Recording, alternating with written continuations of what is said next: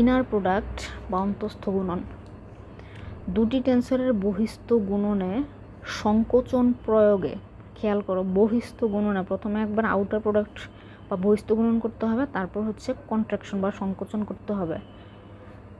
প্রাপ্ত টেন্সরকে প্রদত্ত টেন্সর দ্বয়ের অন্তস্থ গুণন বলা হয়। দেখো A P Q R B I J K দুইটা টেন্সর, এই দুইটা টেন্সরকে যদি আমরা আউটার প্রোডাক্ট করি, আউটার প্রোডাক্ট করলাম, এখন হচ্ছে এটাকে কী করতে হবে, কন্ট্রাকশন করতে হবে। কন্ট্রাকশন করার জন্য হচ্ছে কন্ট্রাভেরিয়েন্ট এবং কোভেরিয়েন্টের একটা সূচক সমান করতে হবে। তাহলে এখানে পি সমান যদি আমরা কে বসাই, তাহলে দেখো কি হয়, পি সমান যদি কে বসাই, কে কে ক্যান্সেল, তাহলে কি হয়, নতুন একটা টেন্সর সি, পরে হচ্ছে আই জে কিউ আর।